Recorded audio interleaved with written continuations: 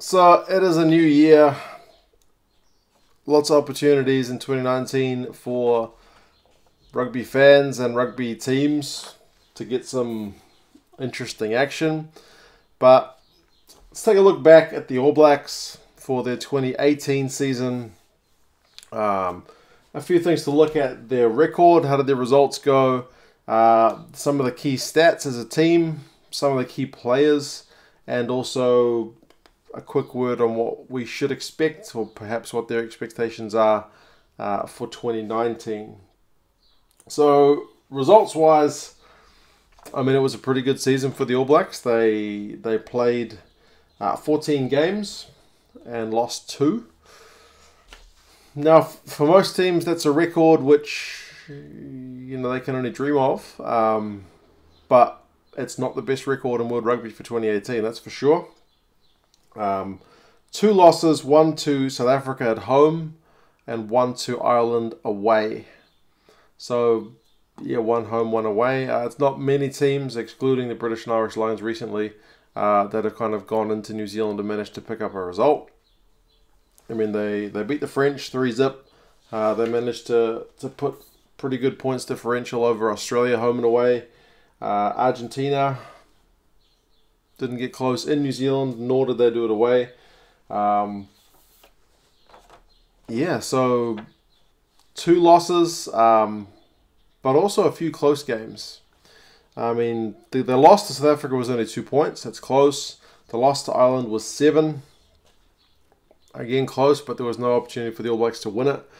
Wins that were close, you got to think the one over South Africa was 2 points and at the death. And the one over England was 1 point. So, some testing results, but also some blowouts. Italy 66-3 away. That was always going to be a pretty long night for them. Japan 69-31. Not the All Blacks' strongest team, but still a team that conceded, I think it was 5 tries. So not perfect. But yeah, I mean, you look at all these results. The average scoreline over all the 14 games this season for the All Blacks was 39 points to 18.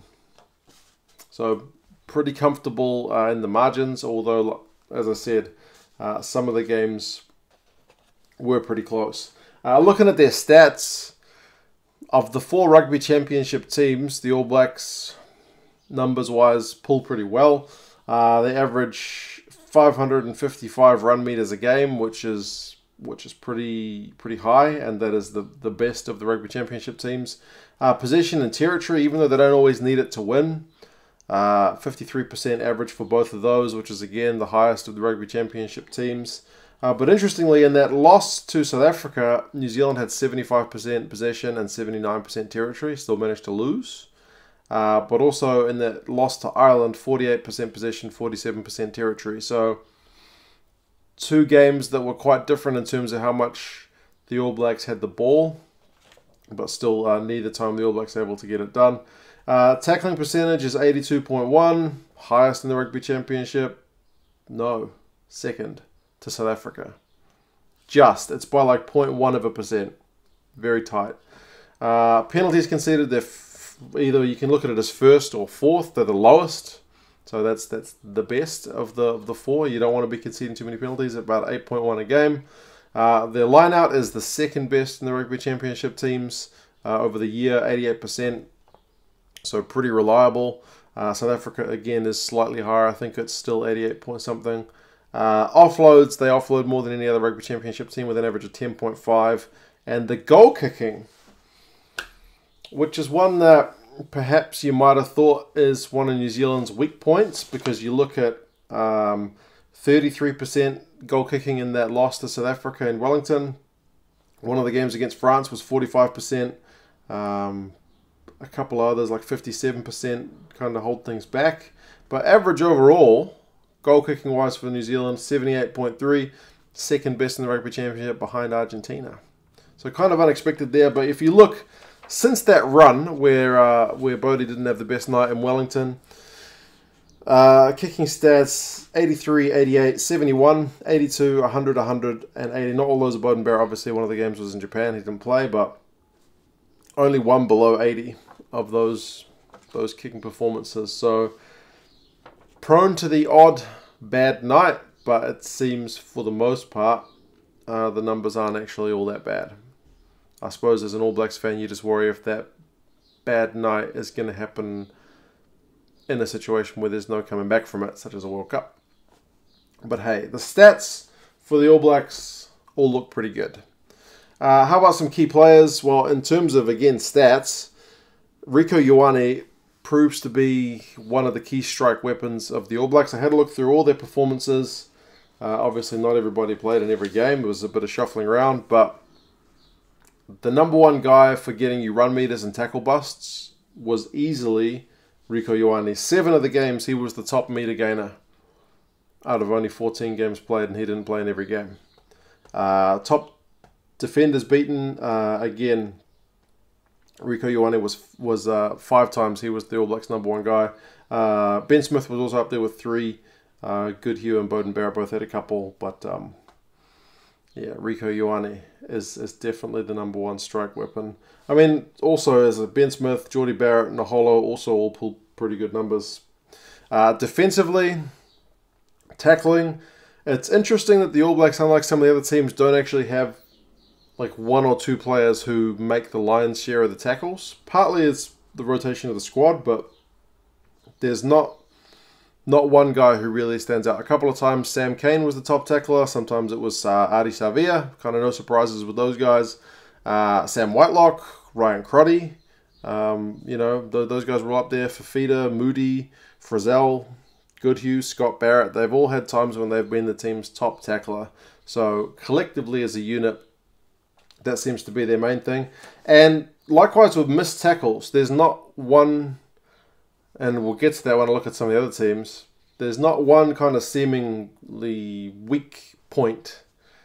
There's no clear pattern with a guy who consistently has the highest missed tackles. I mean, a couple of times it was Naholo, a couple of times it was Sonny Bill Williams, a couple of times it was Sam Cane, but Sam Cane's is offset by the fact that he's attempting more tackles, so he's more likely to miss tackles.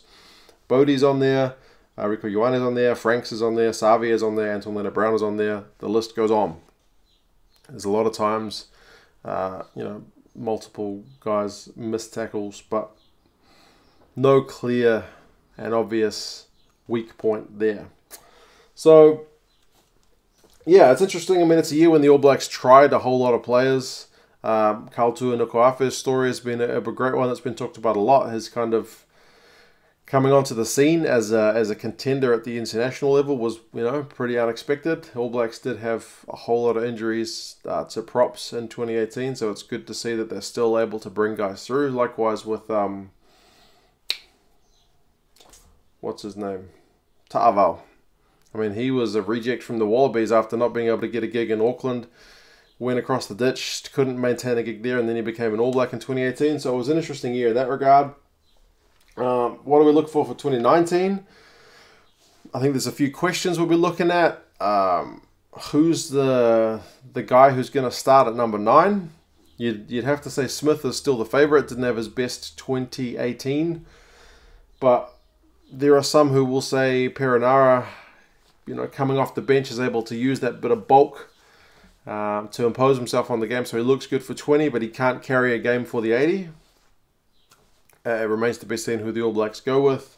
Who goes in at number 7? Is it going to be Ardie Savea or Sam Cane? Sam Cane, the last I read, was coming back from his broken neck at the end of Super Rugby, so it's not that much time to get into the swing of things. Savea seemingly had a move planned to France, but that's been cancelled now, and he is committed to staying in New Zealand, so perhaps he feels like he's got that number 7 jersey as his own. It's going to be an interesting one. Who's our best midfield combination? Are they going to keep trying with Sonny Bill? His 2018 wasn't a fantastic year for him. We've got Nono coming back to New Zealand. You got Crotty, you got Goodhue, you got Anton Leonard-Brown. There's plenty of guys putting their hands up for selection in that midfield. Also, how's the playing style going to go? Because the All Blacks seem dead set on this dual playmaker system where they've got Beauden at 10 and D-Mac at 15. There could be other iterations of it if you use Mo'unga starting. I mean, even Bowden can slot back to 15 sometimes, or if you bring Mo'unga off the bench. Whether they maintain this plan kind of remains to be seen, because Steve Hansen did talk about the fact that the game plan is something they're still working on. Not everybody's convinced that the All Blacks have showed their full hand as to what they're going to do tactically for the World Cup. It's a question that remains to be seen as well. It's a question that needs answering. So, yeah, is Ben Smith going to be at fullback in a more traditional role? Is he going to be pushed out to the wing because McKenzie's at 15? Does that mean the Holo kind of misses out? All these things, yeah, we have to look forward to in 2019. Is there going to be a bolter? Generally, there's one guy who seems to come through in a World Cup year, just comes out of nowhere. Nihi Milner-Skota did it in the last World Cup. Kind of came out of nowhere and ended up... He scored in the World Cup final, didn't he? So, who's going to be the bolter if there is one? One to watch. And what do we expect? I mean, for the All Blacks, really, it's win or bust at the World Cup. They're going for a three-peat. Pressure's on. Perhaps a little bit of pressure taken off by the fact that Ireland have been performing so well and have painted a pretty big target on their back. But still, pressure is definitely on for the All Blacks to succeed there. I think anything less than a win will be seen as a pretty bad way for Steve Hansen to go out. He is going to go out, so who replaces him is also another one to watch, but that's way down the road. How would you sum up 2018? All Blacks are still a very, very good rugby team, man. They're still probably the best in the world. They only lost 2 games. As I said, it's a pretty good record that not many teams can match. But enough times the All Blacks were scared, or at least under the pump in this year, that I think it's fairly safe to assume that the gap has definitely closed. I haven't been maintaining an eye on the bookies odds for the World Cup as yet, but I would imagine the All Blacks are perhaps less favoured than they have been perhaps a year ago, because, yeah, despite a pretty good record, it's definitely not been all plain sailing. But, yeah, that's the All Blacks. Yeah, still can't complain, man. 2 losses. And thankfully, I thought the New Zealand rugby public took those losses pretty well. Basically accepted that when we did get beaten, we were beaten by better teams on the day. We didn't do enough, and we'll have to be better. So we'll see if that pays off going into a World Cup year. You guys let me know your thoughts on the All Blacks season just gone. How do you think they're going to go next year? Do you think there's any of those things that I mentioned, like likely combinations that will start? Anyone you would really not like to see start? But yeah, you guys let me know your thoughts. I'll talk to you again soon. See you later.